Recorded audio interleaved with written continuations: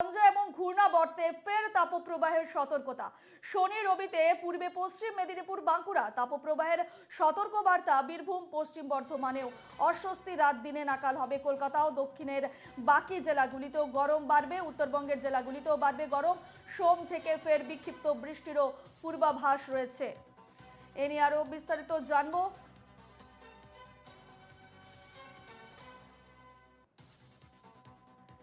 আমাদের সঙ্গে সরাসরি রয়েছেন আমাদের প্রতিনিধি সুস্মিত মজুমদার। সুস্মিত, যেমনটা জানা যাচ্ছে ঝঞ্ঝা এবং ঘূর্ণাবর্তে ফের তাপপ্রবাহের সতর্কতা, আরো কি জানাচ্ছে আলিপুর আবহাওয়া দপ্তর? সুস্মিত,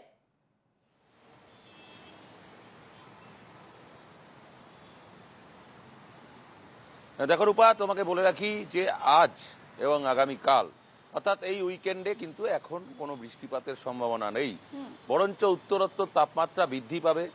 জলীয় বাষ্পের পরিমাণ কমছে এবং সেই কারণে অস্বস্তিজনক যে গরম সেটা কিন্তু উপভোগ করতে হবে, সেটা কিন্তু রাজ্যবাসীকে ভোগ করতে হবে। তবে বলা যায় যে এই সপ্তাহান্তে অর্থাৎ যে নতুন যে সপ্তাহ পড়ছে সোমবার থেকে বিক্ষিপ্ত বৃষ্টিপাতের সম্ভাবনা রয়েছে এবং তারপর তাপমাত্রা কমবে কিছুটা হলেও। তবে এই মুহূর্তে তাপমাত্রা কমার কোনো রকম সম্ভাবনা নেই। যে ঘূর্ণাবর্ত সৃষ্টি হয়েছে তার ফলে কিন্তু তাপমাত্রা বাড়বে বই, কমবে না কোনো জায়গা থেকে, অর্থাৎ 40 ডিগ্রির আশেপাশে তাপমাত্রা ঘোরাফেরা করবে। গতকালের সর্বোচ্চ তাপমাত্রা ছিল 39.2 ডিগ্রি সেলসিয়াস। সেই কারণে বলা যেতে পারে যে আবারও কিন্তু তাপমাত্রা প্রায় 40-এর কাছাকাছি ছুঁয়ে যেতে চলেছে। তবে খুশির খবর একটা, যে অর্থাৎ এই মাসের শেষে অর্থাৎ 30 তারিখে থেকেই কিন্তু মনসুন ওয়েদার শুরু হয়ে যাবে, অর্থাৎ বর্ষা ঢুকে যাবে।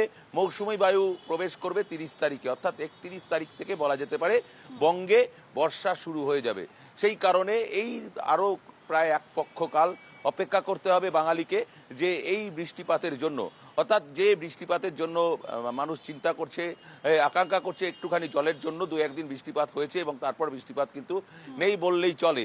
এবং সেই জায়গায় বিক্ষিপ্ত বৃষ্টিপাত কখনো কখনো বা রেড অ্যালার্ট জানানো হয়েছিল, সেই জায়গায় কিন্তু এখন কোনো রকম বৃষ্টিপাতের সম্ভাবনা নেই আগামী 2 থেকে 3 দিন, বরঞ্চ তাপমাত্রা বাড়বে এবং সেই কারণে মানুষের যে অস্বস্তি হবে সেই অস্বস্তি থেকে রেহাই হবে।